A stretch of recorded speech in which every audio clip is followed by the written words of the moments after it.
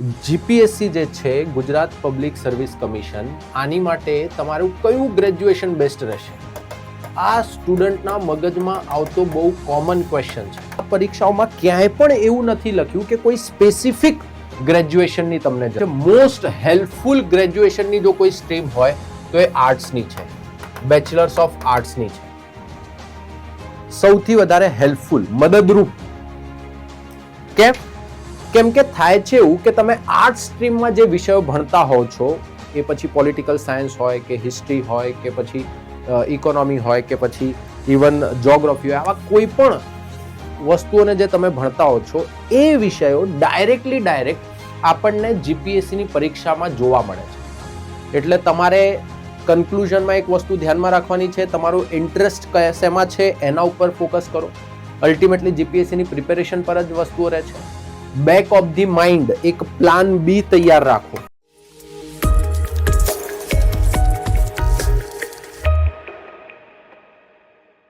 Hello students, કેમ છો બધા?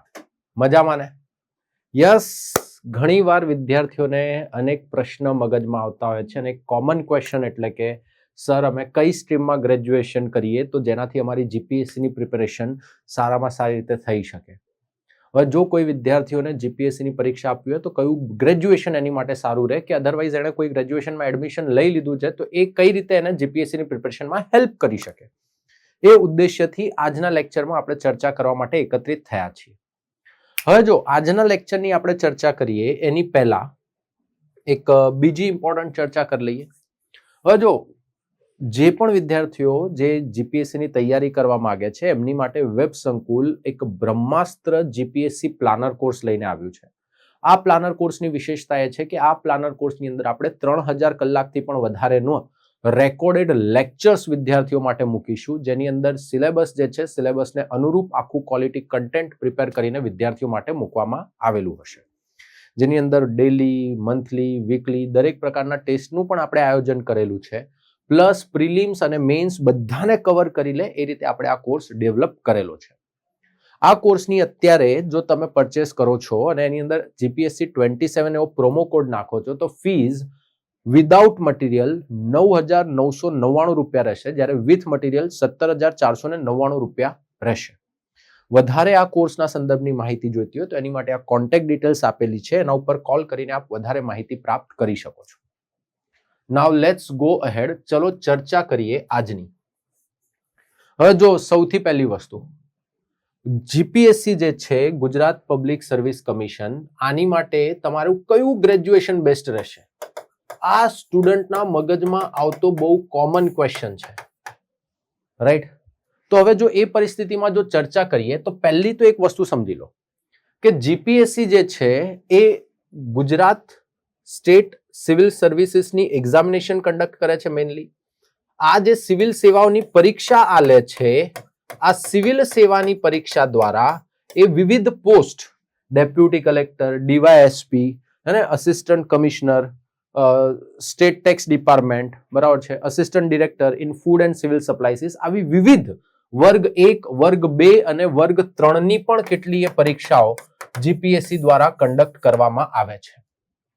હવે આ બધી પરીક્ષાઓમાં જો આપણે ચર્ચા કરીએ તો આ પરીક્ષાઓમાં ક્યાંય પણ એવું નથી લખ્યું કે કોઈ સ્પેસિફિક ગ્રેજ્યુએશનની તમને જરૂર છે. આમણે સિમ્પલ એટલું લખ્યું છે કે કોઈ પણ ગ્રેજ્યુએટ આ જીપીએસસીની પરીક્ષા આપી શકે છે. કોઈ પણ ગ્રેજ્યુએટ.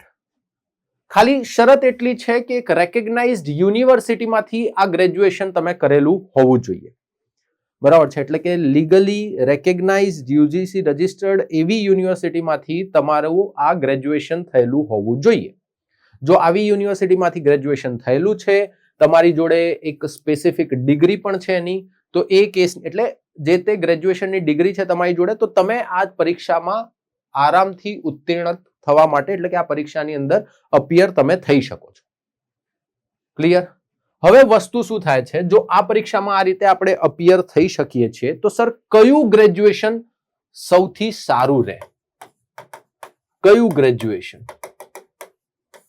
કેમ કે આમાં જો વિવિધ સ્ટ્રીમ આવી જાય, કેમ કે આપણે કોઈ સ્પેસિફિક ગ્રેજ્યુએશન નથી કીધું, તો પછી સર ગ્રેજ્યુએશનમાં તો અનેક વસ્તુ આવી જાય. કદાચ કોઈ સાયન્સ બેકગ્રાઉન્ડથી આવતું હશે, બરાબર છે, કદાચ કોઈ કોમર્સ બેકગ્રાઉન્ડ થી આવતું હશે, કદાચ કોઈ આર્ટ્સ બેકગ્રાઉન્ડ થી આવતું હશે, તો કયું બેકગ્રાઉન્ડ તમારી માટે શ્રેષ્ઠ રહેશે? આ સૌથી પહેલા તો પ્રશ્ન ઉદ્ભવે છે. હવે જો એક સિમ્પલ ભાષામાં કહું, આપણે સૌથી પહેલા વાત કરીએ આર્ટ્સની, આર્ટ્સ બેકગ્રાઉન્ડની. હવે જો એક વસ્તુ સમજો, મેં અહીંયા એવું નથી લખ્યું કે સૌથી બેસ્ટ આર્ટ્સ બેકગ્રાઉન્ડ છે આ પરીક્ષા આપવા માટે, મેં ક્યાંય નથી લખ્યું બેસ્ટ. ભાઈ બહુ ધ્યાનથી સાંભળજો, આ લેક્ચરની અંદર બહુ ઇમ્પોર્ટન્ટ વસ્તુ કહીશ. મેં શું કીધું છે? મોસ્ટ હેલ્પફુલ ગ્રેજ્યુએશનની જો કોઈ સ્ટ્રીમ હોય તો એ આર્ટ્સની છે, બેચલર્સ ઓફ આર્ટ્સની છે. સૌથી વધારે હેલ્પફુલ, મદદરૂપ. કેમ?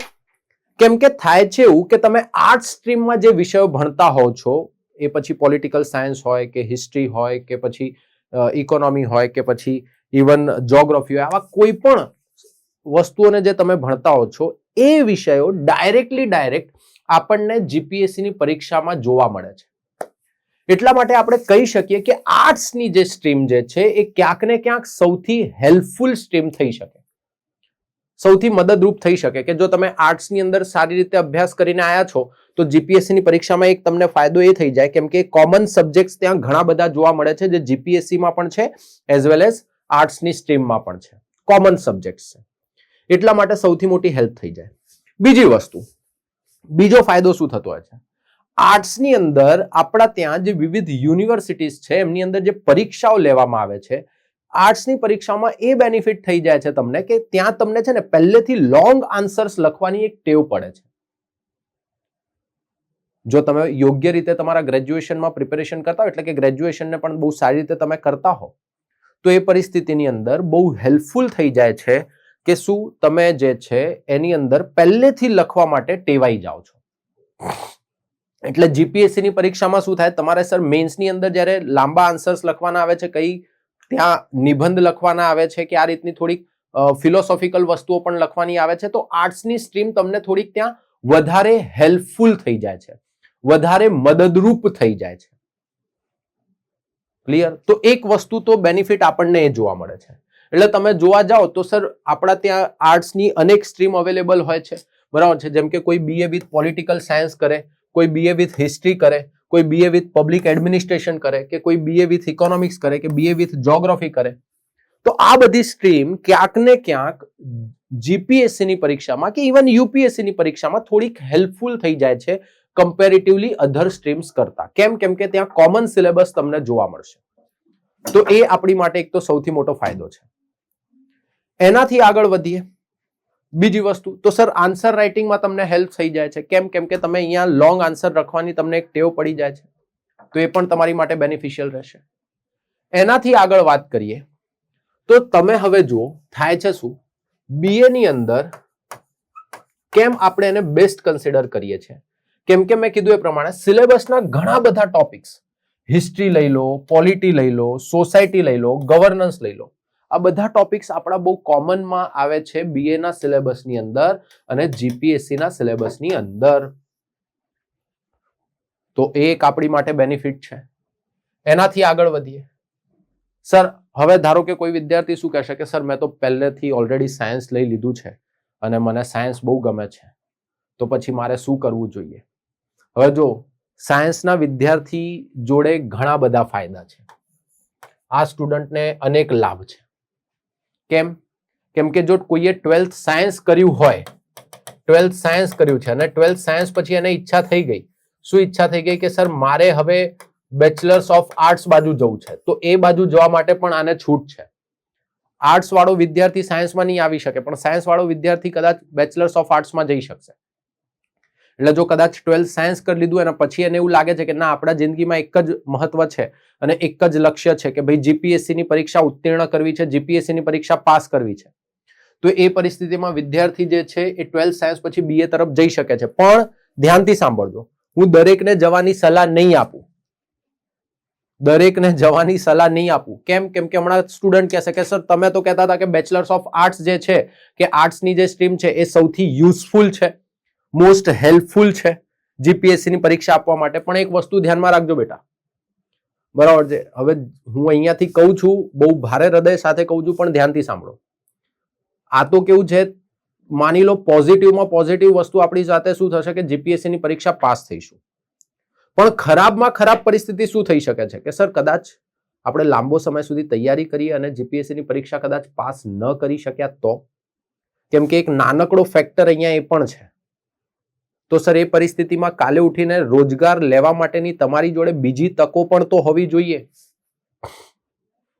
રાઈટ? હું એવું નથી કહેતો કે આર્ટ્સમાં જોબ નથી મળતા, આર્ટ્સ પછી પણ જોબ મળી શકે, તમે કોઈ જગ્યાએ સારા પ્રોફેસર બની શકો, તમારા સ્ટ્રીમની અંદર કામ કરી શકો, પોસિબલ છે.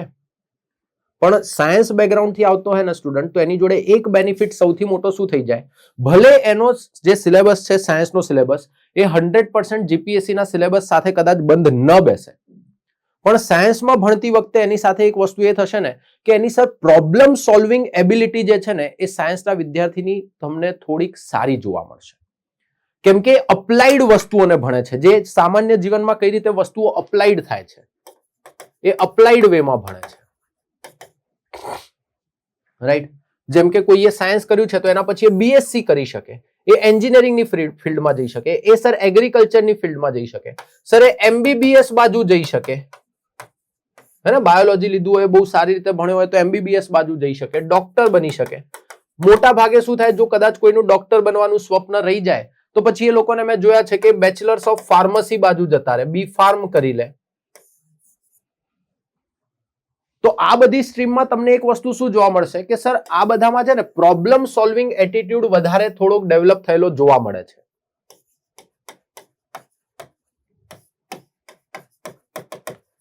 અને ક્યાંક ને ક્યાંક આ પ્રોબ્લેમ સોલ્વિંગ એટીટ્યુડ તમને જીપીએસસી ની પરીક્ષામાં હેલ્પ પણ કરે છે. એટલા માટે મેં ઘણીવાર જોયું છે કે સાયન્સ બેકગ્રાઉન્ડથી જે સ્ટુડન્ટ આવતા હોય, ભલે એમની માટે એકદમ તદ્દન નવા વિષયો હોય, હ્યુમેનિટીના જે વિષયો છે, હિસ્ટ્રી છે, જ્યોગ્રાફી છે, તેમ છતાં એ ઘણીવાર બહુ સારી રીતે વસ્તુઓને અડેપ્ટ કરી લેતા હોય છે. કેમ કે પ્રોબ્લેમ સોલ્વિંગ એટીટ્યુડ એમની અંદર જાગી ગયું હોય છે, પરીક્ષાઓ જે એ ભૂતકાળમાં સાયન્સ સ્ટ્રીમની આપીને આવ્યા છે એના કારણે. અને ઘણીવાર એન્જિનિયર્સ જોઉં છું કે ઘણી બેચ હોય ને એની અંદર 10-12 એન્જિનિયર્સ હોય અને એ લોકોને પ્રોબ્લેમ સોલ્વિંગ એબિલિટી છે એ બીજા ઘણા વિદ્યાર્થીઓ કરતા સારી જોવા મળે છે. આ મેં ઘણીવાર ઓબ્ઝર્વ કર્યું છે. એટલે કોઈને ખોટું લગાવવાની જરૂર નથી, એનો મતલબ એવો નથી કે બીજા સ્ટ્રીમ વાળા કોઈને પાસ નથી થતા, બધા જ પાસ થાય છે. અને એવું ફિક્સ પણ નથી કે તમે આર્ટ્સ લો તો જ પાસ થશો કે તમે સાયન્સ બેકગ્રાઉન્ડથી આવતા હશો તો જ પાસ થશો. અલ્ટિમેટલી તમારી પ્રિપેરેશન કેટલી સારી છે એના પર જ ડિપેન્ડ કરે છે. પણ આ તો હું તમને રસ્તાઓ બતાવું છું કે કયું ગ્રેજ્યુએશન તમને કઈ રીતે હેલ્પફુલ થશે. જો તમારો 100% ગોલ એવો જ છે કે ભાઈ જીપીએસસી ની જે પરીક્ષાની આપવી છે, યુપીએસસી ની પરીક્ષાઓ આપવી છે, આ જ પરીક્ષાઓ તરફ જવી છે, બરાબર છે, તમારે મેથ્સ સાયન્સ પ્રત્યે તમને પ્રેમ થોડોક ઓછો છે તો તમારે પછી આર્ટ્સ સ્ટ્રીમ તરફ જવું જોઈએ, આર્ટ્સ સ્ટ્રીમ થી પછી તમારે જીપીએસસી ની પરીક્ષા તરફ જવું જોઈએ. ક્લિયર છે? અને એમાં પણ 12th ની પરીક્ષા તમે પાસ કરી ગયા છો તો 12th ની પરીક્ષા પછી જેવા તમે બીએ માં એડમિશન લો છો કે પછી બીએસસી માં એડમિશન લો છો એની સાથે જ તમારે પરીક્ષાની તૈયારી શરૂ કરી દેવી જોઈએ. તો એનાથી તમને બહુ સારો એવો બેનિફિટ થશે આ પરીક્ષાઓમાં. એનાથી આગળ વધીએ તો સર સાયન્સ બેકગ્રાઉન્ડના વિદ્યાર્થીઓને મેં કીધું ભલે સિલેબસ આમનો ઓવરલેપ ના થતો હોય જીપીએસસી સાથે, એની સાથે બંધ ના બેસતો હોય, પણ આમની અંદર પ્રોબ્લેમ સોલ્વિંગ એટીટ્યુડ તમને વધારે જોવા મળશે, રાઈટ? એટલે કે સાયન્સ બેકગ્રાઉન્ડથી આવતા વિદ્યાર્થીઓ પણ અહીંયા આરામથી સક્સેસ મેળવતા મેં જોયેલા છે અને બહુ મોટા નંબરમાં પણ જોયેલા છે. તો આ તમે જોઈ શકો છો.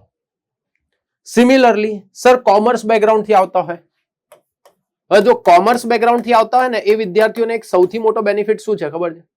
એમને સૌથી મોટો બેનિફિટ એ છે કે સર આ વિદ્યાર્થીઓના ફાઇનાન્સ, નાણાકીય બાબતોના જે ટોપિક છે, એટલે કે ઇકોનોમિક્સ થઈ ગયું, અર્થતંત્ર થઈ ગયું, રાઈટ, બજેટિંગ થઈ ગયું, ટેક્સેશન થઈ ગયું, આ બધા મુદ્દાઓ વિશે અમને બહુ સારી માહિતી હોય છે. અને એના કારણે તમે જોજો આવા જે વિષયો છે આ વિષયોને આ લોકો સારી રીતે સમજી શકે છે કમ્પેરેટિવલી અધર સ્ટુડન્ટ કરતા. એટલે બીકોમમાં પણ ક્યાંક ને ક્યાંક અમુક વિષયો તમારા જીપીએસસી ના સિલેબસ સાથે ઓવરલેપ થતા તો જોવા મળે જ છે. એટલે તમે જોવા જાઓ તો આર્ટ્સ છે, સાયન્સ છે કે પછી કોમર્સ છે, ત્રણ વિદ્યાર્થીઓને ઇક્વલ તકો છે પાસ થવાની. પણ ખાલી 3માં મેં કીધું એ પ્રમાણે આર્ટ્સ બેકગ્રાઉન્ડથી આવતા હોય તો સૌથી મોટો બેનિફિટ શું થાય કે એનો સિલેબસ મોસ્ટ હેલ્પફુલ સિલેબસ છે તમારા જીપીએસસી ના સિલેબસ માટે. કોમન સિલેબસ છે, ઘણી બધી વસ્તુઓ કોમનમાં આવે છે એટલે તમે આરામથી કરી શકો. નંબર 2, સાયન્સ વિદ્યાર્થીઓ જે સાયન્સ બેકગ્રાઉન્ડથી આવે છે એમની પ્રોબ્લેમ સોલ્વિંગ એટીટ્યુડ બહુ સારો હોય છે, તો એમના કારણે એ વિદ્યાર્થીઓ સરળતાથી સબ્જેક્ટ્સને ટેકલ કરી શકે છે. કોમર્સ બેકગ્રાઉન્ડથી આવતા વિદ્યાર્થીઓ જો હોય એમની અંદર ઇકોનોમી, અર્થતંત્ર, એની આજુબાજુના જે ફાઇનાન્શિયલ ટોપિક્સ છે એમને સમજવાની ક્ષમતા થોડીક સારી જોવા મળે છે. એટલે આ રીતના તમને 3 સ્ટ્રીમ જોવા મળશે. બરાબર છે. હવે 3 સ્ટ્રીમમાં કઈ કઈ વસ્તુઓ તમને જોવા મળે છે એ તમને આઈડિયા છે. હવે તમે જોવા જાઓ તો સર જીપીએસસી માટે ખરેખર કયા કૌશલ્યો જરૂરી છે? જીપીએસસી માટે કયા કૌશલ્યો જરૂરી છે? તો સૌથી પહેલું સર એનાલિટિકલ થિંકિંગ હોવી જોઈએ. હે ને, તમે એક વિશ્લેષણાત્મક રીતે વિચાર કરવાની તમારી અંદર ક્ષમતા હોવી જોઈએ. કોઈ ઇન્ફોર્મેશન તમારા સામે આવે છે તો એને ફટાફટ ડાયજેસ્ટ કરીને એના સંદર્ભમાં વિચાર કરવાની તમારી અંદર ક્ષમતા હોવી જોઈએ. આન્સર રાઇટિંગ સ્કિલ તમારી અંદર સારી હોવી જોઈએ. હે ને, લેખન કાર્ય તમારું સારું હોવું જોઈએ. હા, ઘણીવાર મેં એ પણ જોયું છે કે સાયન્સના સ્ટુડન્ટ સાથે શું થાય છે ખબર છે કે એમને છે ને જે રીતના, જેમ કે સાયન્સના સ્ટુડન્ટ એટલા લેન્ધી આન્સર્સ નથી લખતા જેટલા આર્ટ્સના કે કોમર્સના સ્ટુડન્ટ્સ લખતા આવતા હોય છે. પણ સાયન્સના સ્ટુડન્ટમાં મેં એક વસ્તુ જોઈ છે, એ લોકોને છે ને રાઇટિંગમાં પેલા ડાયાગ્રામ ને આ બધું બનાવવાની બહુ ટેવ પડી ગઈ હોય. તો ઘણીવાર એ લોકો આન્સર લખે ને તો એમના આન્સરનું પ્રેઝન્ટેશન જ એટલું સારું હોય કે ભાઈ તમે જોવા જાઓ તો ડિટેલ્સ ઓછી હોય પણ પ્રેઝન્ટેશન એટલી સારી રીતે કર્યું હોય તો બી ઘણીવાર સ્કોર સારો કરી જાય છે. એટલે દરેક સ્ટ્રીમ, કોઈ પણ ગ્રેજ્યુએશન લો, હું બહુ બ્લન્ટલી કહું છું, એવું નહીં કહું કે આ જ ગ્રેજ્યુએશન બેસ્ટ છે, તમે કોઈ પણ ગ્રેજ્યુએશન લો, બરાબર છે, પણ એ ગ્રેજ્યુએશન જે છે એ તમને અલગ અલગ રીતે આ જીપીએસસી ની પરીક્ષામાં મદદરૂપ કરી શકે. અને એટલા જ માટે તમારે ધ્યાનમાં રાખવાનું છે કે સર આ જીપીએસસી ની પરીક્ષા માટે તમારે આ કૌશલ્યો જગાડવાના છે. તમારી એનાલિટિકલ થિંકિંગ, વિશ્લેષણાત્મક વિચાર ક્ષમતા સારી હોવી જોઈએ. આન્સર રાઇટિંગ સ્કિલ તમારી સારી હોવી જોઈએ. રાઈટ, તમને કરંટ અફેર્સનું નોલેજ સારું હોવું જોઈએ. કરંટ અફેર્સનું નોલેજ, તમારી આજુબાજુ શું બની રહ્યું છે, એની કયા પ્રકારની અસરો દુનિયા પર થઈ રહી છે અને કયા પ્રકારની અસર ભારત પર થઈ શકે છે, કયા પ્રકારની એની અસર તમારા જેવા, મારા જેવા સામાન્ય નાગરિક પર થઈ શકે છે, આ પ્રકારની સમજણ આપણને સારી હોવી જોઈએ. રાઈટ, આપણી આજુબાજુનો સમાજ કેવો છે, રાઈટ, આપણી આજુબાજુની વહીવટી પ્રણાલીઓ કઈ રીતની છે, આની આપણને સમજણ હોવી જોઈએ. જો આ વસ્તુઓની સમજણ આવશે તો ઓટોમેટિકલી જીપીએસસી માટેની સ્કિલ્સ આપણી અંદર ડેવલપ થશે અને આ પરીક્ષાઓને આપણે સારામાં સારી રીતે ઉત્તીર્ણ કરી શકીશું. રાઈટ, એટલે જો અલ્ટિમેટલી આપણે કન્ક્લુડ કરીએ કે કયું ગ્રેજ્યુએશન સૌથી સારામાં સારું રહેશે, બરાબર છે, તો પહેલી વસ્તુ કે સર તમને શેમાં રસ છે, તમને ઇન્ટરેસ્ટ શેમાં છે. રાઈટ ભાઈ, જેમ કે માની લો મારી એનાલિટિકલ સ્કિલ્સ થોડી સારી છે, એ છે, મને સાયન્સમાં ઇન્ટરેસ્ટ છે, તો કોઈ વાંધો નહીં બેટા, તમે સાયન્સ લઈને સાયન્સમાં તમારી કૌશલ્યોને હજી સુધારીને પછી જીપીએસસી ની તૈયારી માટે આવી શકો છો. બરાબર છે. કેમ કે સર આ જે છે આ પ્રિપેરેશન સ્ટ્રેટેજી તમારી જીપીએસસી ની કેટલી સારી છે એના પર જ વધારે તમારી સક્સેસ ડિપેન્ડન્ટ છે. તો સર સાયન્સ પછી પણ જીપીએસસી આપી શકાય. બરાબર છે. અને સાયન્સ કરેલા વિદ્યાર્થીઓ મેં જોયા પણ છે over the time sir GPSC માં બહુ સારું પરફોર્મ કરે છે. ભલે આર્ટ્સના વિદ્યાર્થીઓ જે છે એમનો સિલેબસ ઘણીવાર બહુ કોમન આવતો હોય છે, તેમ છતાંય સાયન્સના સ્ટુડન્ટ્સને મેં જોયેલા છે ઘણીવાર બહુ સારું પરફોર્મ કરે છે. એનો મતલબ એવો નથી કે સર આર્ટ્સના વિદ્યાર્થીઓનું પરફોર્મન્સ નથી, એમાં પણ આર્ટ્સ સ્ટ્રીમથી આવેલા વિદ્યાર્થીઓનું પણ મેં જોયેલું છે કે સર જીપીએસસી ની અંદર બહુ સારું પરફોર્મન્સ હોય છે. ઇવન કોમર્સ સ્ટ્રીમથી આવતા વિદ્યાર્થીઓ પણ ઇક્વલ ફાઇટ આપતા જોવા મળે છે. એ પણ કેવા જોવા મળે છે? ઇક્વલ ફાઇટ આપતા. એટલે તમારે કન્ક્લુઝનમાં એક વસ્તુ ધ્યાનમાં રાખવાની છે, તમારું ઇન્ટરેસ્ટ શેમાં છે એના ઉપર ફોકસ કરો. અલ્ટિમેટલી જીપીએસસી ની પ્રિપેરેશન પર જ વસ્તુઓ રહે છે. બેક ઓફ ધી માઇન્ડ એક પ્લાન બી તૈયાર રાખો ક્યાંક ને ક્યાંક, કે ઇનકેસ જીપીએસસી માં સક્સેસ નથી મળતી તો પછી આમાંથી કઈ સ્ટ્રીમ તમને કયા ક્ષેત્રની અંદર નોકરી અપાવી શકે છે એને પણ થોડુંક તમારે ધ્યાનમાં લેવું પડશે, તો તમને 100% બેનિફિશિયલ રહેશે. ક્લિયર છે બેટા? તો યસ, બ્લન્ટલી કહું છું, કોઈ એક ફિલ્ડ સારી છે કે કોઈ એક ફિલ્ડ ખરાબ છે એવું નથી. તમારો ઇન્ટરેસ્ટ, એની સાથે તમે વસ્તુઓને મર્જ કરો, તમારો પોતાનો એક કહેવાય ને કે એક ચાર્ટ બનાવો તમારો પોતાનો, કે મને રસ શેમાં છે, હું કયા ટોપિકને વધારે વાંચી શકું છું, શું ખરેખર હું જીપીએસસી કરવા માંગુ છું, અને એના આધારે પછી ગ્રેજ્યુએશનને ડિસાઇડ કરો તો તમારી માટે બેસ્ટ રહેશે કે કયું ગ્રેજ્યુએશન બેસ્ટ છે. કેમ કે આપણે લોકો ફેસથી એકબીજાથી જેટલા અલગ દેખાઈએ છીએ એટલા જ અલગ આપણા વિચારવાની ક્ષમતાઓ છે, એટલી જ અલગ આપણી જ્ઞાન પ્રાપ્ત કરવાની ક્ષમતાઓ છે. ક્લિયર? બહુ સરસ. હવે આ બધાની અંદર તમારી માટે સૌથી મદદરૂપ વસ્તુ શું થઈ શકે છે? સર, તમે ધારો કે અત્યારે કોલેજમાં છો અને કોલેજની સાથે જીપીએસસી ની પ્રિપેરેશન કરવા માંગો છો, ભલે તમે કોઈ પણ ગ્રેજ્યુએશન ફિલ્ડમાંથી આવતા હો, ભલે કોઈ પણ જો તમે સાથે પ્રિપેરેશન કરવા માંગો છો તો એ પરિસ્થિતિમાં આ બ્રહ્માસ્ત્ર જીપીએસસી પ્લાનર કોર્સ તમારી માટે ખૂબ મદદરૂપ થઈ શકે છે.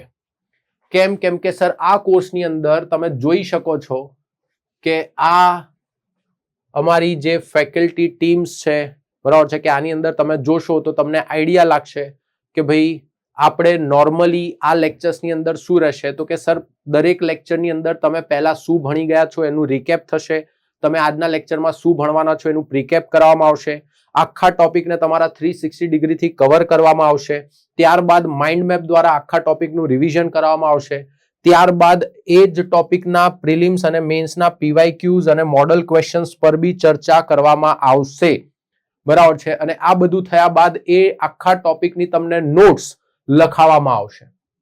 તો તમે જોઈ શકો છો કે સર આ આખા બ્રહ્માસ્ત્ર કોર્સની અંદર આપણે એકદમ પ્લાનિંગ સાથે જવાનું છે. આ રીતે દરેકે દરેક વસ્તુ આપણે કવર કરવાની છે. ક્લિયર? તદ ઉપરાંત તમે જોઈ શકો છો કે અમારી જે ફેકલ્ટી ટીમ છે એ ફેકલ્ટી ટીમની અંદર બી તમે જુઓ ટોટલ 3000 કલાકથી વધારેની પ્રિપેરેશન છે. 3000 કલાકથી વધારે. કેમ કે તમે જોઈ શકો છો દરેક ઇન્ડિવિજ્યુઅલ સબ્જેક્ટ્સમાં કેટલા કલાકો આપણે આપેલા છે, દરેક ઇન્ડિવિજ્યુઅલ સબ્જેક્ટમાં, રાઈટ? તો કે ભાઈ આટલા કલાકોની અંદર તમને ભણાવવામાં આવશે. દરેકે દરેક સબ્જેક્ટ આપણે કવર કરી લીધો છે તમારા જે નવા સિલેબસ પ્રમાણે જે પેટર્ન ચેન્જ થઈ છે એ પ્રમાણે.